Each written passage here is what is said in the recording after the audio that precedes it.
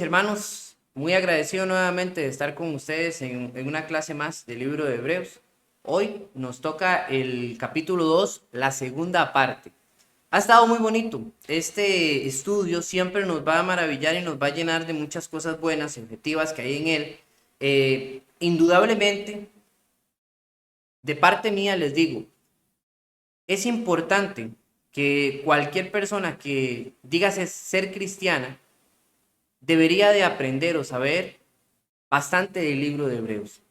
¿Por qué del libro de Hebreos? Porque el libro de Hebreos encierra uno de los conceptos, digo, algunos de los conceptos más importantes de lo que es el cristianismo. Entre ellos está el hecho de, ¿verdad? La diferencia entre el antiguo y el nuevo pacto y la función de el hecho de salvación o una aparente salvación en el tiempo antiguo al presente cristianismo de una salvación real. Son términos y cosas que se manejan muy bien y que se expresan a través del libro de los Hebreos. También se pueden encontrar en el libro de Romanos, pero Romanos es un poco mucho más complejo y realmente requiere bastante estudio, como bastante conocimiento de tanto de las palabras en griego como otros temas. Pero el libro de Hebreos, aunque no deja de ser un libro que tiene su complejidad realmente, también nos regala todos esos detalles y nos da algunas instrucciones de la vida cristiana importantes de las cuales nosotros debemos de tener presentes.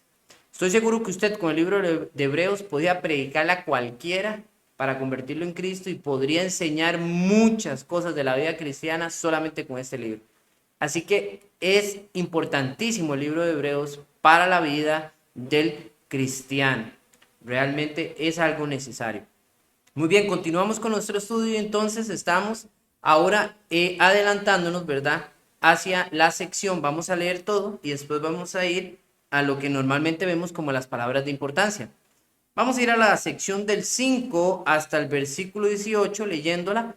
Quiero que usted me acompañe con su ejemplar, lea ustedes de casa mientras yo leo acá presente. Dice así, versículo 5 del capítulo 2 del libro de Hebreos. Porque no sujetó a los ángeles el mundo venidero, acerca del cual estamos hablando, pero uno ha testificado en cierto lugar diciendo, ¿qué es el hombre para que te acuerdes de él? ¿O el hijo del hombre para que te intereses en él? Le has hecho un poco inferior a los ángeles, le has coronado de gloria y honor, y le has puesto sobre las obras de tus manos, todo lo has sujetado bajo sus pies.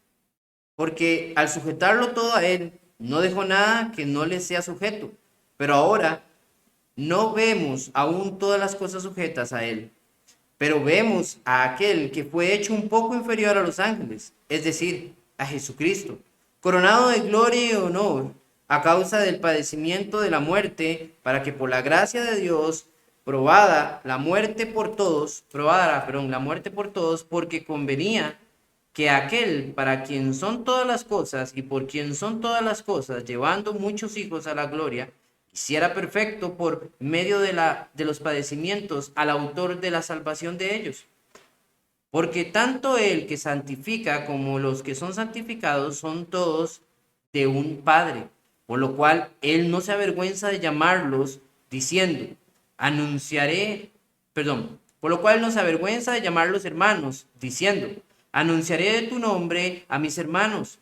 En medio de la congregación te cantaré himnos. Y otra vez, yo en él confiaré. Y otra vez, he aquí, yo y los hijos de Dios me ha dado. Así que, por cuanto los hijos participan de carne y sangre, él de igual manera participó también de lo mismo para anular mediante la muerte el poder de aquel que tenía el poder de la muerte, es decir, el diablo, y librar a los que por el temor a la muerte estaban sujetos a la esclavitud durante la vida, porque ciertamente no ayuda a los ángeles, porque ciertamente no ayuda a los ángeles, sino que ayuda a la descendencia de Abraham. Por tanto, tenía que ser hecho semejante a sus hermanos en todo, a fin de que llegare a ser misericordioso y fiel, sumo sacerdote en las cosas que a Dios antañen, para hacer propiciación por los pecados del pueblo. Pues por cuanto él mismo fue tentado en el sufrimiento, es poderoso para socorrer a los que son tentados. Y bueno, es una gran lectura de unos pasajes llenos de mucho conocimiento por el autor del libro de los Hebreos, que podemos notar que entendía bien esta temática y también tenía un manejo bastante claro de todo lo que estaba desarrollando. Ok, vamos a ver las palabras. He colocado 3 para ustedes en esta ocasión, 3 palabras importantes. Hay muchas más palabras importantes en este texto realmente que podríamos rescatar y hablar de ellas, pero imagínense en cuánto invertiríamos para poder solventar eso. He buscado 3 que son tal vez las que más deberíamos de tener presentes y de las que deberían de estar en nuestra reflexión. Sujetarlo o sujetar, pero como está ahí ya conjugado, entonces la tomé directamente desde el griego ahí en ese versículo para tomar su significado directo. Sujetarlo. Esta es la palabra jupotazo, que es similar y es exactamente como la misma idea de jupomoné, cuando se habla, ¿verdad?, de que las mujeres deben de estar sujetas a sus maridos. Es la misma y dice que sujetarlo es o significa subordinar. Es un verbo reflexivo a obedecer. Es simple, es obediencia, es estar bajo supervisión. Gracia. La palabra gracia o yaris es específicamente la influencia divina sobre el corazón y su reflexión en la vida, popularmente conocida o entendido como un regalo inmerecido. Se traduce como merecer aprobación, aprobar, congraciarte, donativo, favor, gozo, gracia, gratitud y mérito. No hay una definición exacta, sino es que la palabra trae una idea. Ya gracia en griego, charis, es la idea, primero, que tiene que ver algo de Dios. Y segundo, tiene que ver con eso inmerecido que nosotros obtenemos. No hay una forma de traducirla de otra manera. Gracia se entiende por gracia. Es una palabra maravillosa. Un don inmerecido. Congregación. ¿Por qué les pongo esta palabra? Porque aquí va a aparecer. Y me encanta porque recuerden que de esta palabra sale lo que nosotros hoy conocemos en nuestro lenguaje como iglesia. Es exactamente la misma palabra. Cuando decimos, voy a congregarme con la iglesia, estamos repitiendo lo mismo, ¿saben? Congregación, eclesía, en griego. Llamar afuera, es decir, reunión popular, específicamente congregación religiosa, se traduce como asamblea, concurrencia, congregación, iglesia. ¿Ven? La palabra congregación o eclesía se puede traducir exactamente eso, como congregarse o iglesia, que es lo que popularmente decimos.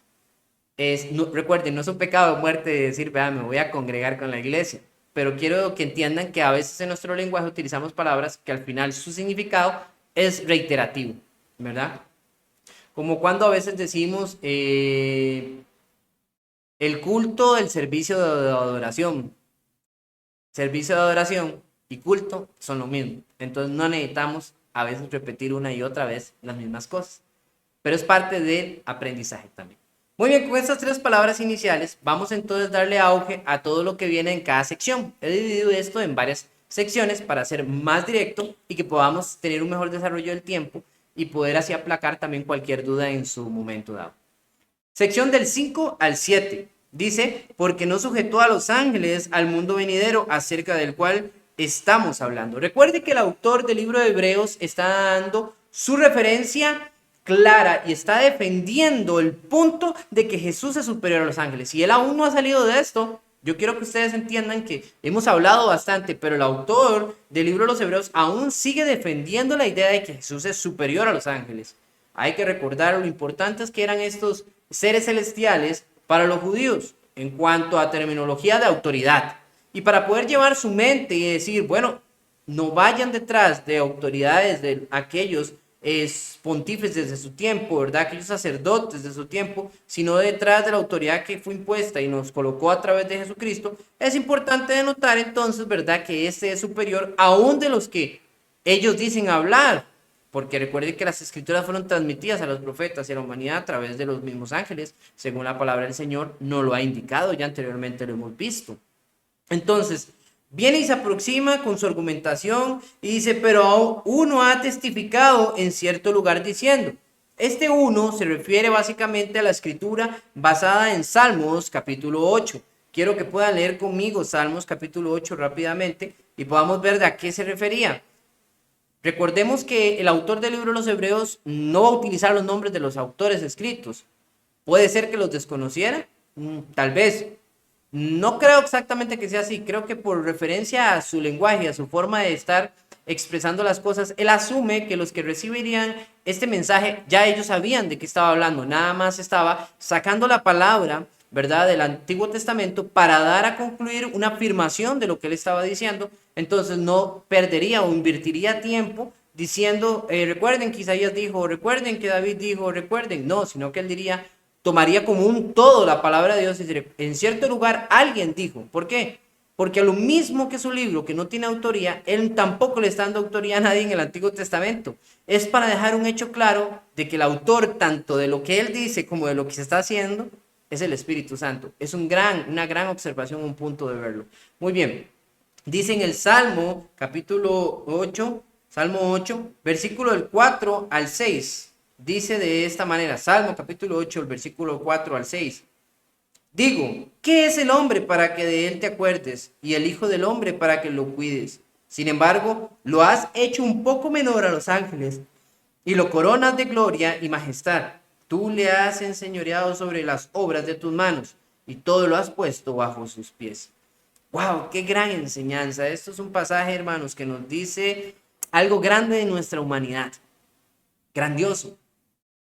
Cuando usted y yo vemos el primer eslogan que saca aquí, o la primera pregunta, no pregunta, ¿quién es el hombre?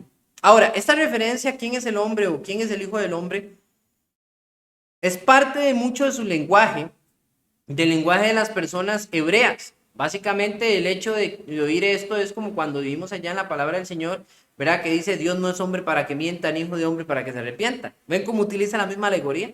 Para dar a hablar de una humanidad como tal. Ahora, el salmista allá en el capítulo 8 tenía una idea bastante clara. La gloria que Dios entregó en la mano a los hombres. Y está colocando al hombre con una exaltación. Cuando usted ve el versículo 3 de lo que leímos, dice, cuando veo tus cielos, la obra de tus dedos, la luna y las estrellas que tú has establecido, digo, ¿qué es el hombre para que te acuerdes de él? Maravillosa referencia.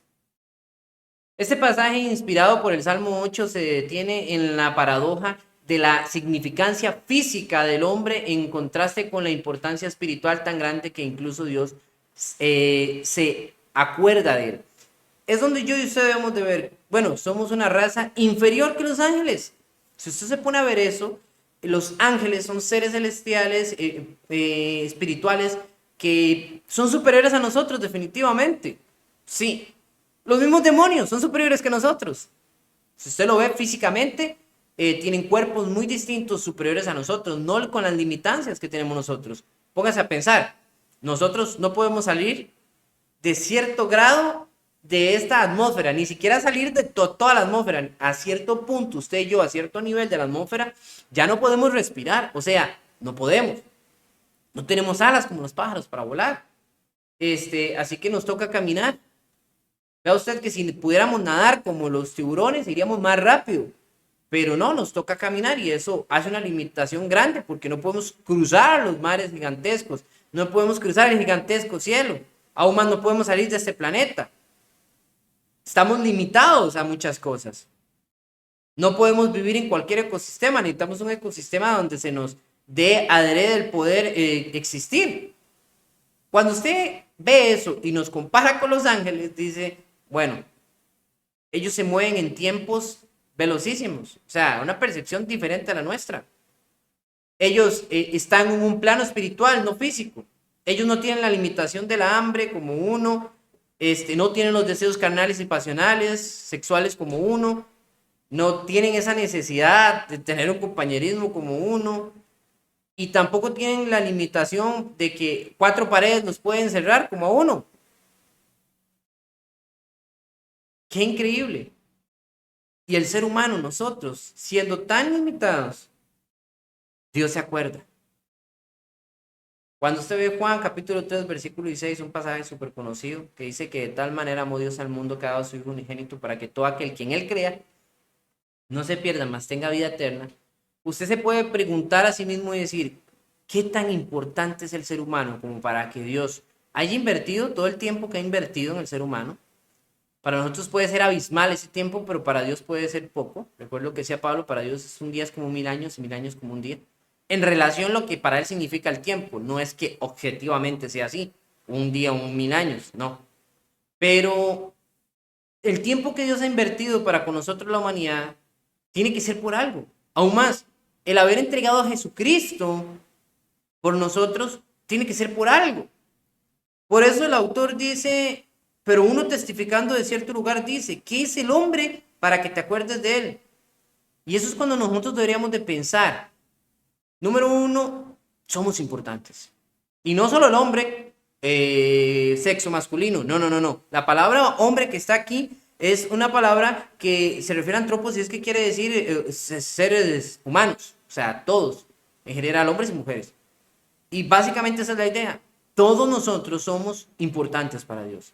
Todos representamos su inversión, su tiempo, su esfuerzo, su amor, su entrega y dedicación.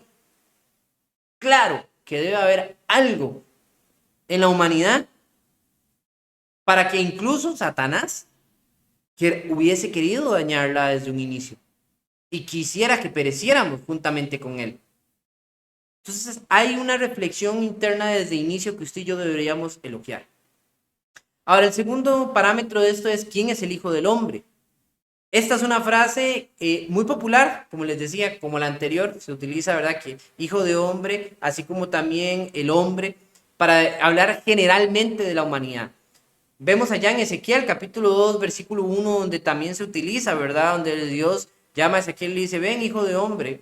Entonces, hay una referencia. El autor usa la expresión de Salmos, capítulo 8, para enfatizar la importancia del ser humano ante Dios, sí, pero también utiliza la otra referencia del Hijo del Hombre para también enfatizar lo mismo. Sin embargo, esta frase es una frase que tiene aún más que calar dentro de ella.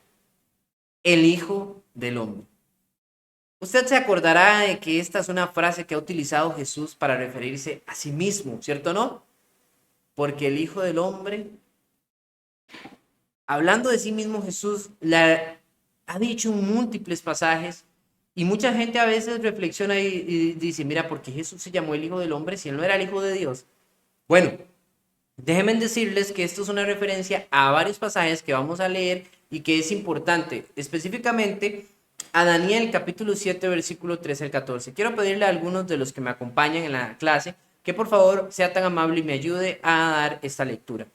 Daniel capítulo 7 versículo 13 al 14. Usted lo puede apreciar, ahí está en pantalla dentro de paréntesis en la parte segunda del texto debajo del segundo título.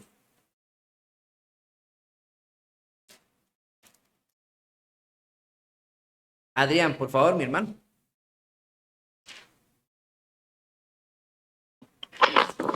Daniel 7, 13, 14. Por favor, mi hermano. Lo va a leer en la versión de la Biblia de las Américas. Perfecto, hermano, gracias. Ok, dice así: seguí mirando en las visiones nocturnas, y he aquí, con las nubes del cielo, venía uno como un hijo de hombre, que se dirigió al anciano de días, y fue presentado ante él, y le fue dado dominio, gloria y reino, para que todos los pueblos, naciones y lenguas le sirvieran. Su dominio es un dominio eterno, que nunca pasará, y su reino uno que no será destruido. Eso es todo. Amén, gracias, mi hermano. Bueno, ustedes pueden apreciar entonces la referencia de Daniel viendo esta visión. A partir del capítulo 7 vamos a tener varias visiones de Daniel. El libro de Daniel se divide en dos secciones. Del capítulo 1 al capítulo 6 es histórico y del capítulo 7, ¿verdad? Hasta el final del libro, que si no me equivoco es el capítulo 12, déjenme para verificar y no fallarles aquí, sí, capítulo 12, muy bien. Todo es interpretativo, 6 y 6, vean qué bonito, qué división más interesante. Es de índole espiritual el libro y de interpretación. Muy bien, cuando Daniel está hablando sobre estos reinos que van a venir en el futuro, estas bestias que se van a presentar y que van a gobernar y que van a subyugar las naciones conocidas en aquel tiempo, al final él dice claramente que él vio aquí, de las nubes del cielo venía uno como hijo de hombre.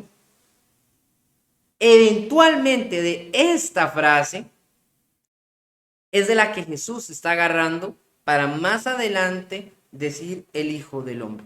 Quiero que vean dos ejemplos. Vamos a ver quién me ayuda con Marcos, capítulo 2, versículo 10.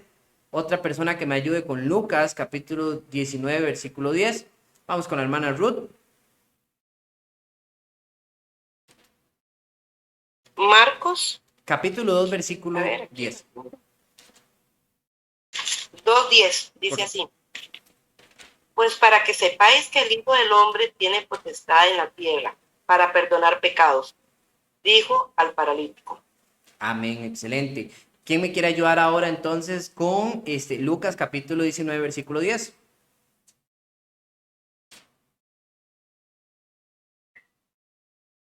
Hermano Adrián, por favor.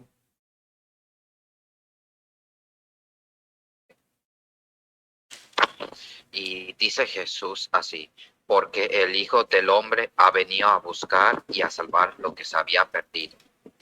Amén. El Hijo del Hombre. Vean ustedes cómo en esas dos dice exactamente lo mismo. ¿Y de quién está hablando? Él habla el Hijo del Hombre, pero se está refiriendo a sí mismo. Y vea ahora en Mateo capítulo 26, versículo 64, si puede llegar ahí rápidamente.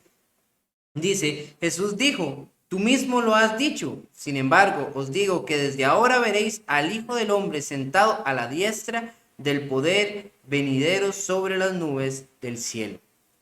Wow, esta referencia de Jesús ante el concilio es algo importante, porque él está hablando de que ese Hijo del Hombre iba a recibir entonces autoridad. Y es que ahí es donde va a caer el autor del libro de Hebreos. Por eso yo quiero que ustedes vean, Daniel, la interpretación de aquella enseñanza de Daniel en el capítulo 7 era de que esa figura que él vio como el Hijo del Hombre iba a recibir o recibió autoridad. Cuando Jesús habla del Hijo del Hombre y es utilizado a través del Evangelio, es para hablar de autoridad. Y todavía aquí aún en Mateo, en el final, habla a futuro para dar a entender autoridad. Y esto es lo que vamos a tener en primicia, porque está al final de nuestro pasaje. Vea el versículo 7, le has hecho poco inferior a los ángeles, le has coronado de gloria y honor, y le has puesto sobre las obras de tus manos, todo lo has sujetado bajo sus pies. Importantísimo, porque aquí vendría una idea para nosotros fuerte de decir, bueno hermano, pero no estaba hablando del hombre. Sí, pero hay algo aquí oculto. Y si no fuese así, no tendría que decir lo que dice el versículo 9. Leo rápidamente para ustedes ahí mismo en Hebreos capítulo 2. Pero vemos a aquel al que fue hecho un poco inferior a los ángeles, es decir, a Jesús.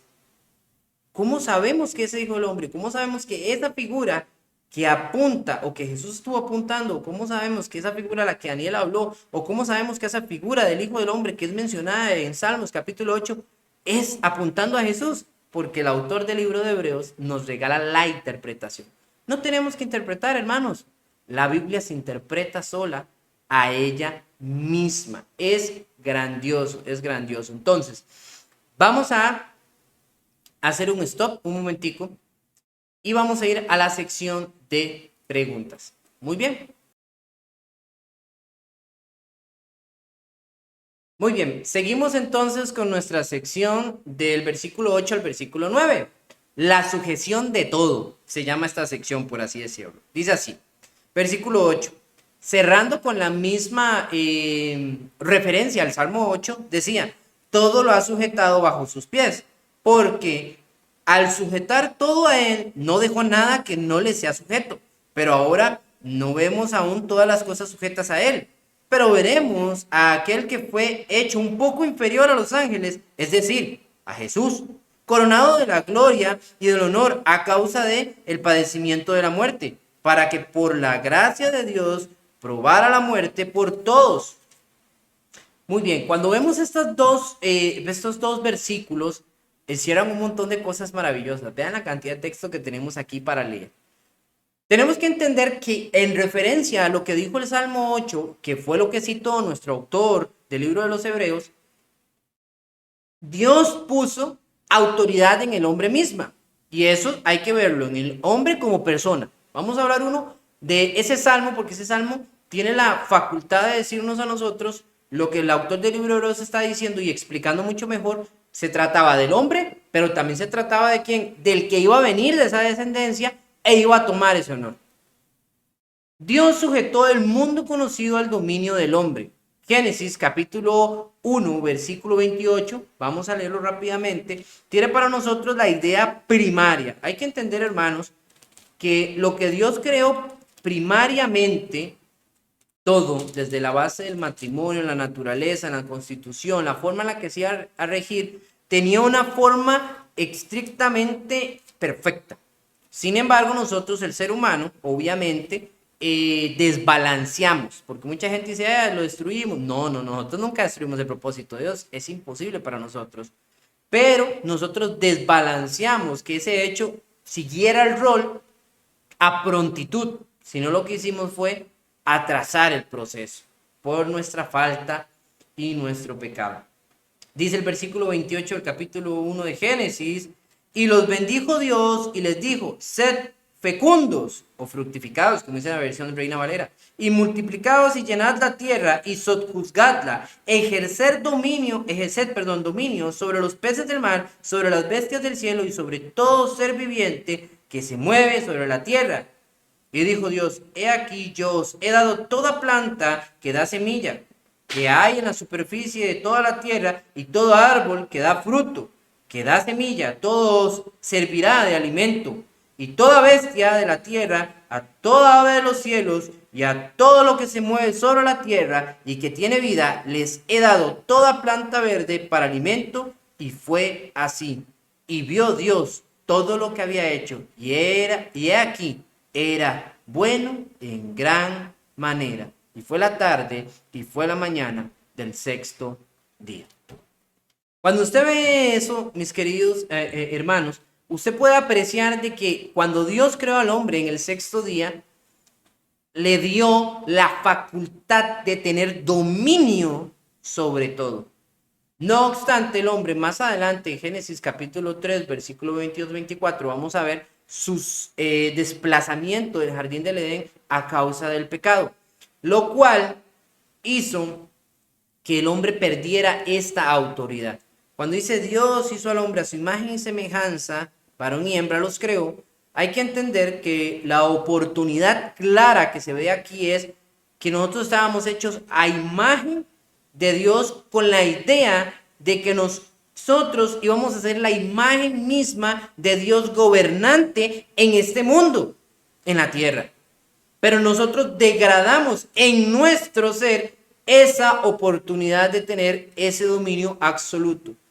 ¿Qué quiero decir con esto, hermanos? A través del pecado de Adán y Eva, nosotros perdimos esa total y absoluto dominio sobre este mundo que Dios nos había otorgado. Sí, somos el ser más inteligente, exacto, y podemos subyugar muchas especies, sí, pero no se sujetan a nosotros por autoridad divina. Eso tendría que ser ya la fuerza. ¿Entienden? Y nosotros, lamentablemente, los estamos destruyendo. Hemos destruido este mundo de maneras atroces y día con día lo vamos dañando más y más. Entonces, cuando nosotros entendemos de que el mundo había sido creado para nosotros, vean qué hermoso. Dios creó el mundo para nosotros, hermanos. Razón más de entender que somos para Dios. Y nos da el dominio, la autoría sobre este mundo para dominarlo, siendo nosotros figura de Dios. Básicamente, Adán tenía que ser la figura de Dios en el mundo y dominarlo como si él fuera Dios en este mundo. La autoridad, es lo que quiero decir. La autoridad que pierde por causa del pecado.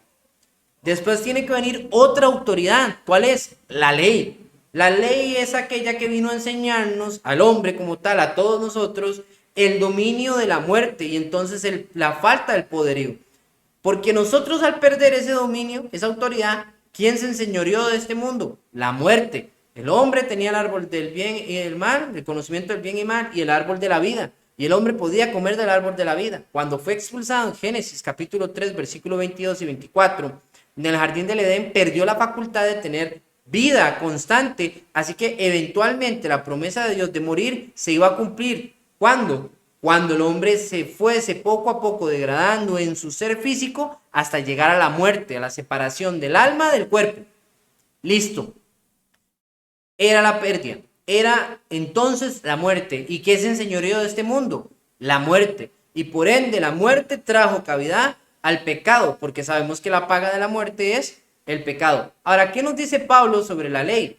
Porque cuando el mundo comenzó en una ignorancia grande, y aunque no había una forma de identificar lo que era bueno o malo, aunque sí, mucha gente dice, no, es que no se podía juzgar en la era patriarcal porque no había ley. La ley vino en el tiempo de Moisés. Sí había una ley. La ley intrínseca que te hace saber lo bueno y lo malo. ¿Por qué? Porque fue lo que comimos del fruto del árbol del conocimiento del bien y del mal.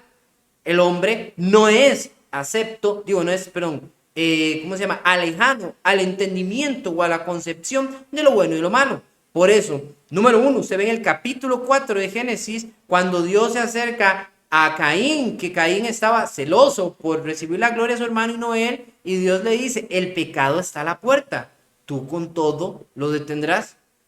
Es algo importante que nosotros deberíamos de entender. Dios siempre ha sido un Dios de oportunidades. Y hasta la última persona en este mundo tendrá una oportunidad para arrepentirse y volver a Dios. Si la desperdicia, ya es cosa de la persona. Pero Dios es un Dios de oportunidades. Y hay una concepción primaria que nosotros sabemos lo que está bien y lo que está mal. Y Caín en ese momento sabía que matar estaba mal. Estaba mal. Y con mucha más razón a su hermano. Y siendo un hombre justo. Entonces, ante el escudriño del pensamiento humano entre lo bueno y lo malo y comenzar a desviar eso de su realidad, entró el humano a ser regidor de unas nuevas concepciones.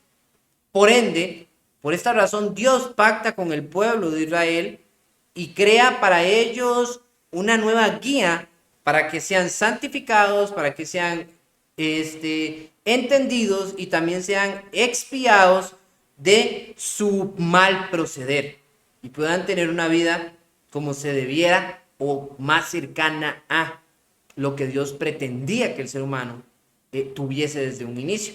Aunque Dios sabía que esto iba a suceder, también ya tenía las herramientas y la visión de todo lo que tenía que hacer para volver a traerlos hacia sí mismo. La ley marca un punto importante en este libertinaje de la muerte para tomar dominio sobre la humanidad. Voy a pedirle a alguien que me lea Romanos capítulo 7, versículo del 7 al 14, por favor. Ahí Pablo nos va a estar dando esa referencia para entender ese aspecto poderosísimo de la ley, porque a veces también satanizamos a la ley, de lo cual no debiera de ser. Hermano Miguel, muchas gracias, mi hermano.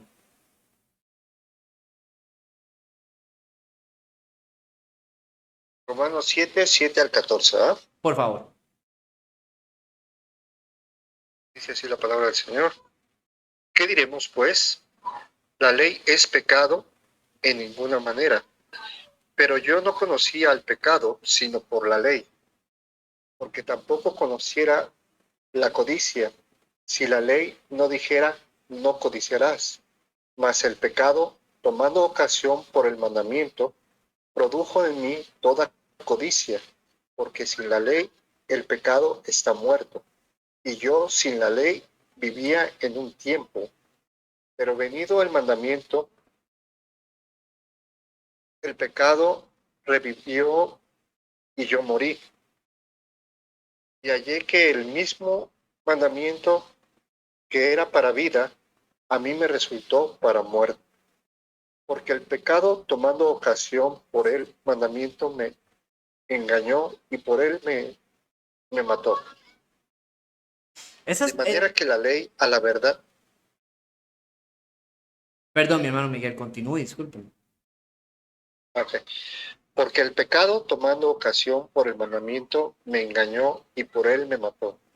De manera que la ley, a la verdad, es santa y el mandamiento santo, justo y bueno.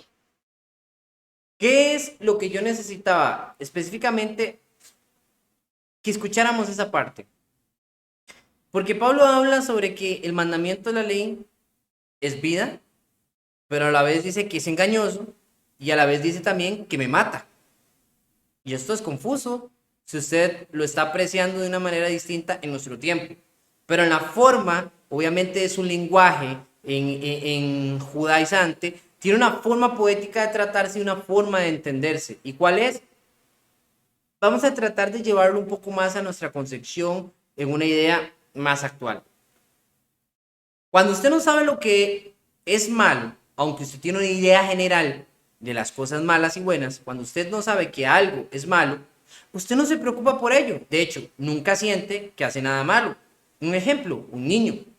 Un niño entiende cosas buenas y malas conforme va a su edad. Sin embargo, hay cosas que están en su ignorancia. Cuando un niño llega y, por ejemplo, se desnuda y sale corriendo delante de todo el mundo, él ríe. Él no ve eso malo. ¿Por qué? Porque en él no hay malicia. Muy bien. Hasta que casualmente, conforme pasa el tiempo, las personas le enseñan al niño que no debe andar desnudo y que no debe dejar enseñarse así. ¿Ven? ¿Qué hace la ley? Ser ese papá o esa mamá, por eso dice Gálatas que la ley es un ayo. Ser ese papá o esa mamá, esa nana, que le enseña al ser humano lo que no está bien y lo que sí está bien delante de Dios. No del criterio humano, sino de Dios. Ahora, esa ley, por causa de enseñar esos principios, también hace un engaño en la mente del hombre. ¿Por qué? No la ley, sino la mentalidad del hombre en su ansiedad.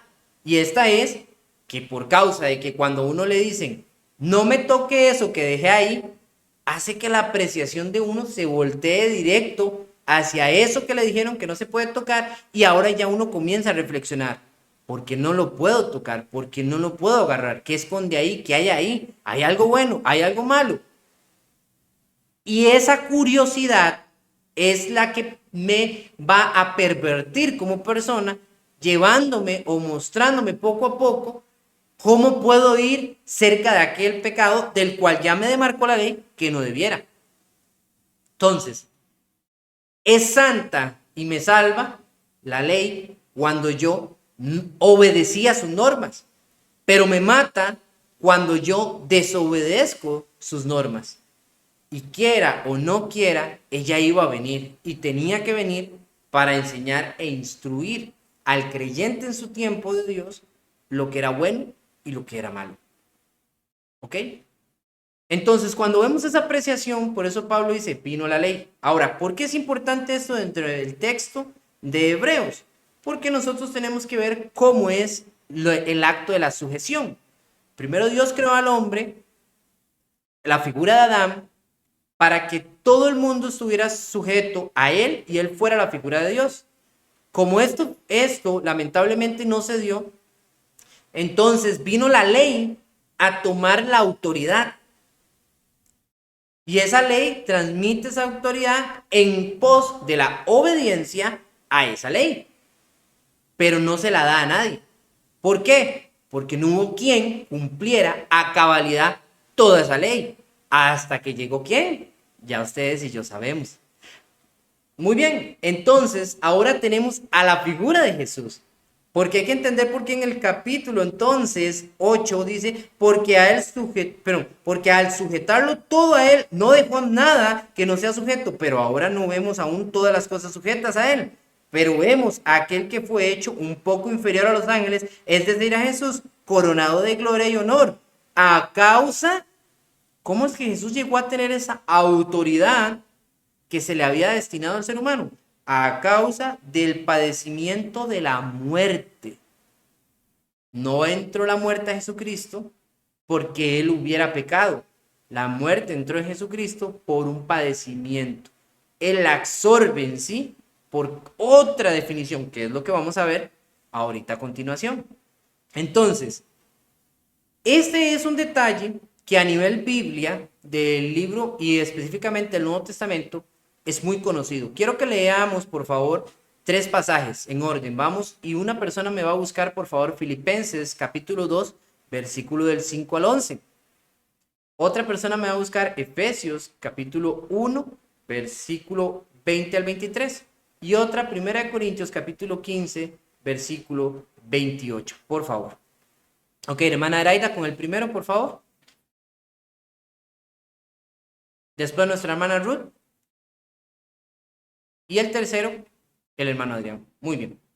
Entonces, primero Filipenses capítulo 2, versículos 5 al 11. Hermana Araida, por favor. Filipenses 2.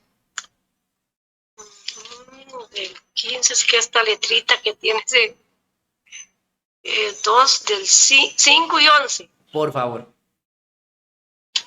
5 y 11. Dice el 5, hay pues en vosotros este sentir que hubo también en Cristo Jesús, el cual siendo en forma de Dios no estimó el ser igual a Dios como cosa a que aferrarse, sino que se despojó a sí mismo, tomando forma de siervo, hecho semejante a los hombres, y estando en la condición de hombre, se humilló a sí mismo, haciéndose obediente hasta la muerte y muerte de cruz. Por lo cual Dios también le exaltó hasta lo sumo y le dio un nombre que es sobre todo nombre, para que en el nombre de Jesús se doble toda rodilla de los que están en los cielos y en la tierra y debajo de la tierra, y toda lengua confiese que Jesucristo es el Señor, para gloria de Dios Padre. Amén. El siguiente, hermana Ruth. Ok. Efesios 1, 20 al 23 dice así. La cual operó en Cristo, resucitándole de los muertos y sentándole a su diestra en los lugares celestiales, sobre todo principio y autoridad y poder y señorío, y sobre todo nombre que se nombra no solo en este siglo, sino también en el venidero. Y sometió todas las cosas bajo sus pies, y lo dio por cabeza sobre todas las cosas a la iglesia, la cual en su cuerpo la plenitud de aquel que todo lo llena en todo. Muy bien, gracias, hermana. Muy bien, gracias, hermana. Entonces, ahora nuestro hermano Adrián. Pero luego que todas las cosas le estén sujetas, entonces también el Hijo mismo se sujetará al que le sujetó, a él todas las cosas, para que Dios sea todo en todos. Excelente, gracias, mis hermanos. Este cúmulo, de pasajes demuestran ¿cómo se llama? Esa función de la autoridad en Cristo. Esa función llega a Jesucristo por el sacrificio. Es como cuando usted lee Apocalipsis y dice que nadie pudo abrir el sello, solamente uno, y ese era el Cordero. ¿Por qué? Por el sacrificio. Las marcas que él tenía eran la muestra de su acto de amor sacrificial, por el cual eventualmente él fue colocado por Dios con toda la autoridad. Ahora, cuando usted ve Efesios, dice claramente que todo era por él y en él. Básicamente él decide rescatarnos porque nosotros somos de él, para él, y esa es la idea de la que él nos ha construido. Entonces, a fin de que, como nosotros no podemos salvarnos a nosotros mismos, porque dentro de nosotros no hay quien pueda cumplir a cabalidad todo lo que está en la ley, él viene y lo cumple y muere injustamente para llevar nuestros pecados.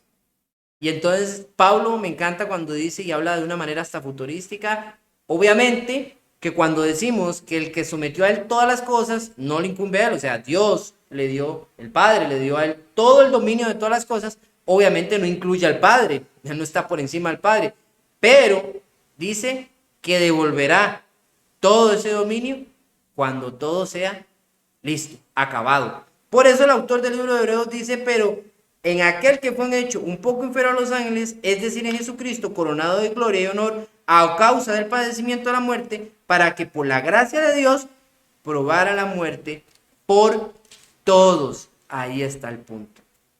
Ese honor que Jesucristo tuvo es el que dio haber tenido nuestro querido amigo e individuo Adán. Y lamentablemente es la parte en la que falló. Obviamente para eso Pablo habla ya en el capítulo 5 de Romanos, ¿verdad? Que por la muerte entró por un hombre, Adán, y también salió y llegó la vida por Jesucristo. ¿Por qué Pablo dice eso? por esto que estamos hablando, hermanos. Pero si yo me meto ahí más, nos va a dar mucho tiempo el poder desarrollar más estas ideas. Muy bien, continuando con nuestra lección, entonces, ya entendiendo la parte de la autoría y entendiendo de que esta autoría Jesucristo la gana a través del sacrificio y por eso Él se llena de esta honra y honor que debería estar en la función humana, según lo que Dios había creado el sexto día. Ahora, en la sección 10 y 10 al 16, vamos a tener otra citación y vamos a tener la labor del autor de la salvación. Así lo vamos a llamar. Ahora Jesucristo toma ese dominio por causa de que Él fue el autor de la salvación. Y dice, porque convenía que aquel para quien son todas las cosas, o sea Jesucristo, y por quien son todas las cosas, llevando muchos hijos a la gloria, hiciera perfecto por medio de los padecimientos al autor de la salvación de ellos. Necesitábamos que alguien nos rescatara, y como somos de Él, Jesucristo se puso la camiseta, como quien dice, ¿verdad? Ese dicho popular que decimos aquí en Costa Rica, se puso la camiseta y se puso a trabajar en nuestra salvación. Ya esto venía desde el momento que el hombre cayó allá en Génesis capítulo 3, versículo 17, Dios hablando sobre estos acontecimientos. Pero hasta el momento, como dice Pablo, cuando vino el cumplimiento del tiempo, vino Jesucristo. Un mediador para acercar a la humanidad. Vean que a partir de estos términos a partir de aquí comienzan a darnos una propiedad familiar. Hiciera perfecto por medio de los padecimientos, otra vez en el versículo 10, su segunda fase, al autor de la salvación de ellos. Esa frase autor tiene la palabra como decir traducida como capitán o el rey o el líder, ¿ok? Esa frase que nosotros conocemos normalmente como liderazgo se atribuye a quien que no es el que manda las reglas, sino el que va y actúa y da el ejemplo a los demás para que sigan esas reglas. Liderazgo. Jesucristo es rey, es soberano. Jesucristo es jefe, sin ningún problema. Pero aún así decide colocarse en la posición de dar el ejemplo fundamental para entender de dónde viene esa autoridad. Recuerden que Apocalipsis dice que nosotros también recibiremos una corona allá en el cielo y regiremos el mundo con Cristo. Obviamente Él está por encima, por eso Él dice en Apocalipsis que arrojaremos las coronas a sus pies. Pero el detalle es de que nos dice la palabra del Señor que somos herederos o herederos de toda esa gloria, porque Cristo la ha ganado y la está dando gratuitamente a nosotros. Él es el mediador, él fue el que se colocó como el puente y por eso es merecedor de dicha gloria. Ahora, ¿cuál es la intención de hacer eso? De tener gloria. No la ocupa. Jesucristo no ocupa la gloria que ya por sí le pertenece.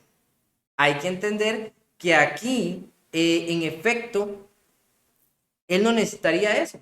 Sin embargo, lo hace para que usted y yo pudiéramos también obtenerla. Eso es como cuando usted llega y se tira al piso para que otro pase y no se moje, como hacían aquellas fábulas o películas del tiempo de antes, que tiraban su chaqueta al piso para que otra persona pasara. Jesucristo tomó ese papel. Él es el mediador, Él es el puente, Él es el único medio. Por eso Él decía, yo soy el camino, la verdad y la vida y nadie llega al Padre si no es a través de Él.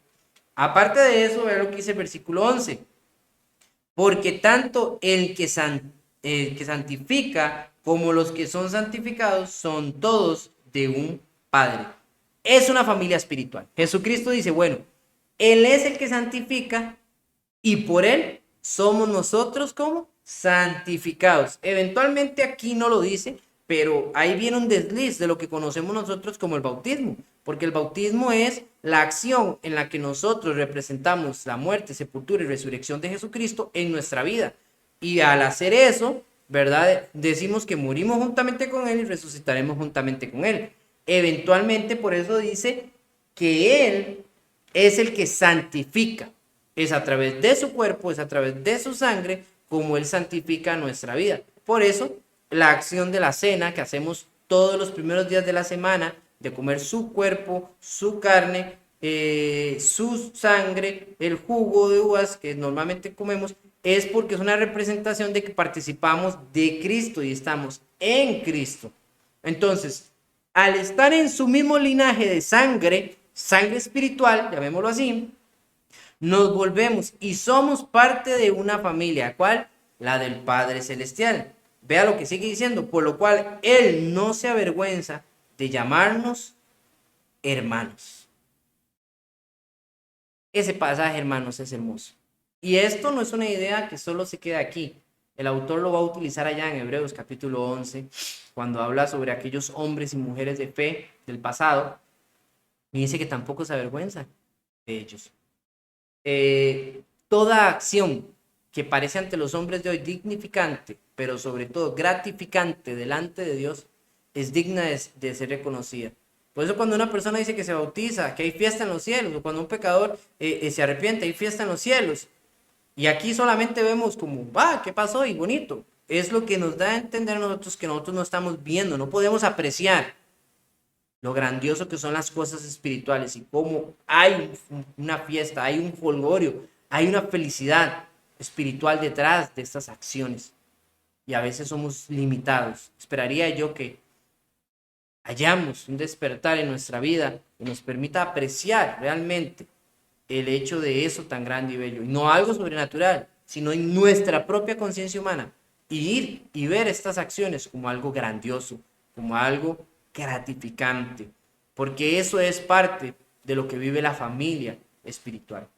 Y de ahí en adelante se resume en el hecho de la habilidad y de las cosas que van en Cristo. ¿Ok?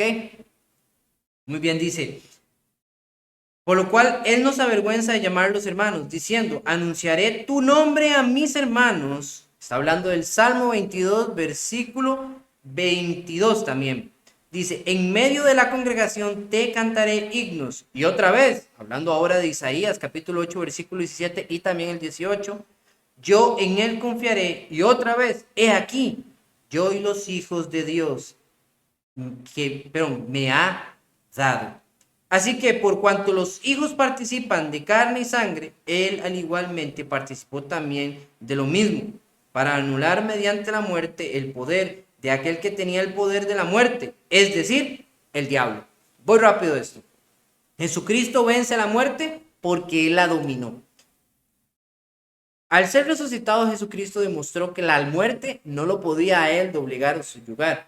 Él murió para eventualmente, como lo va a decir más adelante el autor del libro de los Hebreos, clavar o dejar ahí pago esa muerte que debemos de haber cargado nosotros.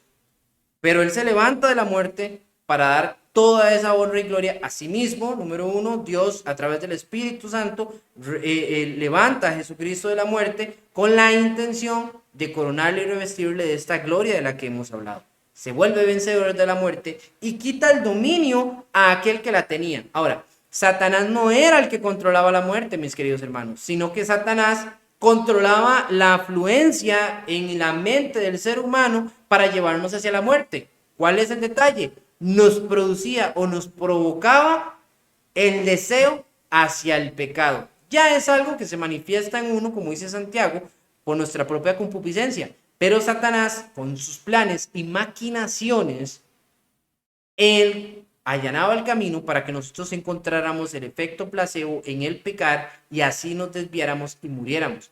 Nos tenía bajo control, al punto de que por eso podemos apreciar en las escrituras en el tiempo antiguo y podemos apreciar todavía en el tiempo que llega Jesús cómo habían demonios que poseían a la gente.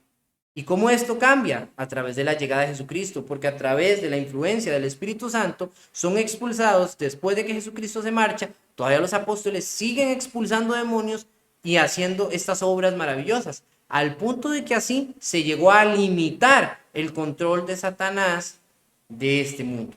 Eventualmente, Satanás aún tiene poder y Satanás puede manipular nuestras mentes y puede manipular nuestro camino hacia el pecado. Pero ahora sí, dependerá de nosotros sí o sí queremos seguirle. Pero él ya no tiene el dominio. El dominio le fue arrebatado por Jesucristo, porque él venció la muerte. No hay manera de que Satanás pueda quitárselo. Dato curioso que debemos de, o de importante que debemos de tener aquí. la frase carne y sangre que aparece, donde dice que como así por cuanto los hijos participaban de carne y de sangre, como habla en tiempo pasado, participaban de carne y de sangre, no se refiere a la cena del Señor, ¿verdad? Que algunos pueden interpretar, sino que se refiere a algo que parecía ya suceder antes de que Jesús viniera. Entonces, ¿cómo era que participaban de carne y sangre? ¿Hablaba de esto entonces de la fiesta de Pascua? No. La fiesta de Pascua tiene una diferencia grande del Señor. ¿Y cuál es? Era que ellos ingerían hierbas amargas y pan sin levadura. En la cena del Señor es jugo de uva y pan sin levadura. ¿Ven la diferencia? Ahora, la referencia de carne y sangre va más hacia el objetivo de decir somos seres humanos.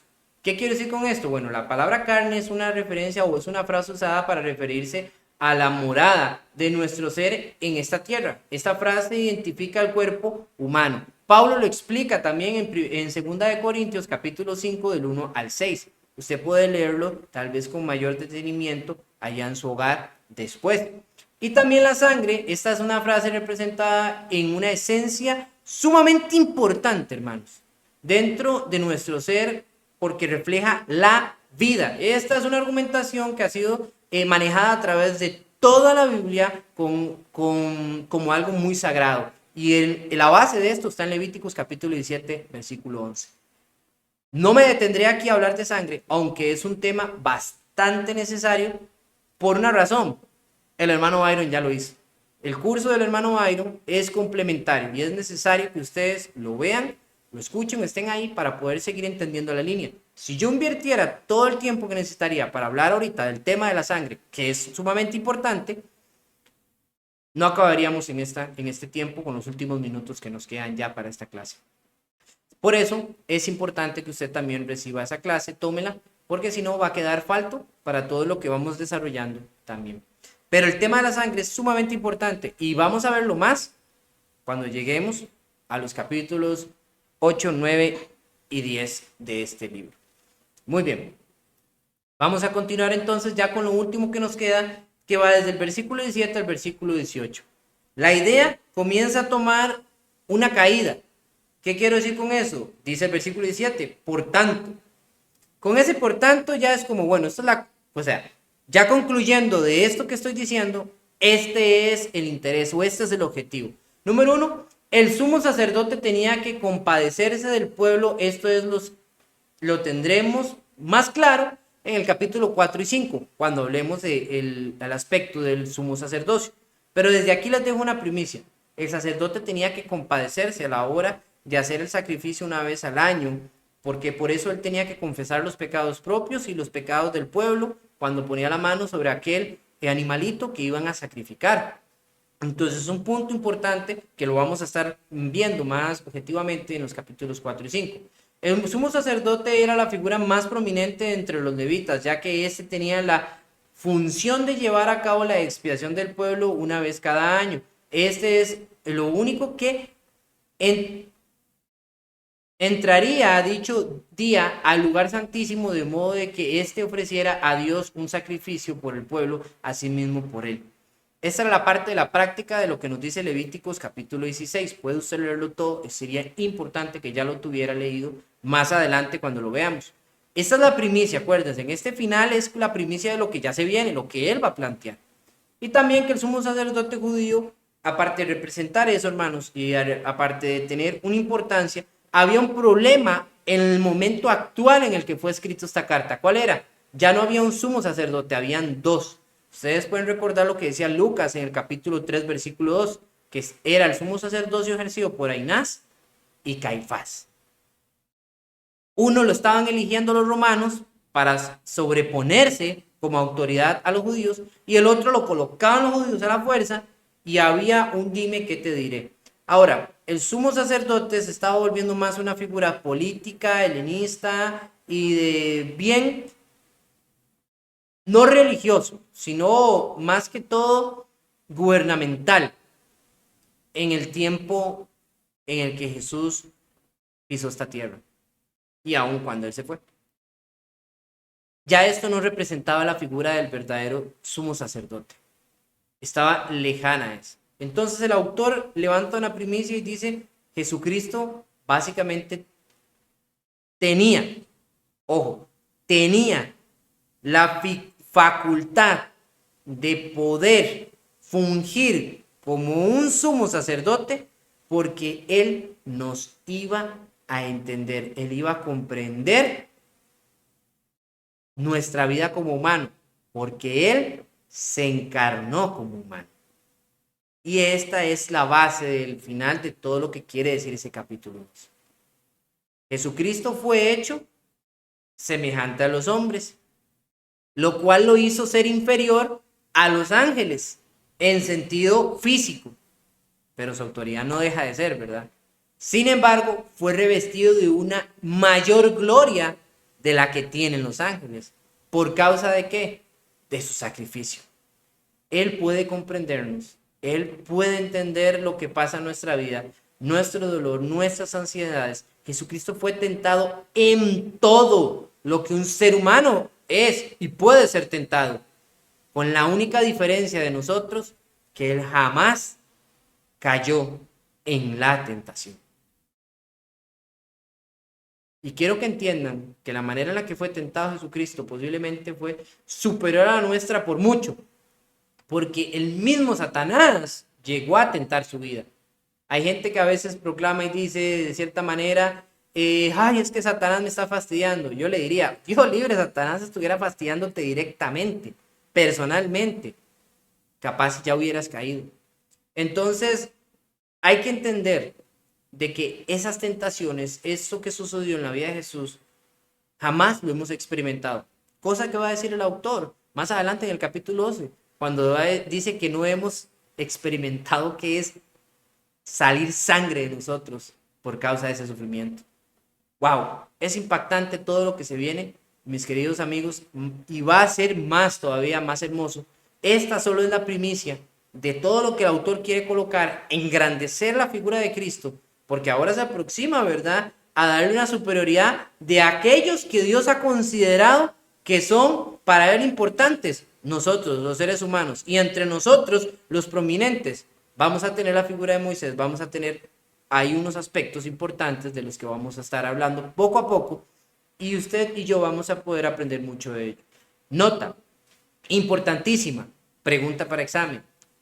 En Hebreos capítulo 2, versículo 17, es la primera vez que se asocia la figura de Jesús al sumo sacerdote. Importantísimo ese hecho. Muchas gracias, hasta aquí llega esta clase. Que Dios me los bendiga.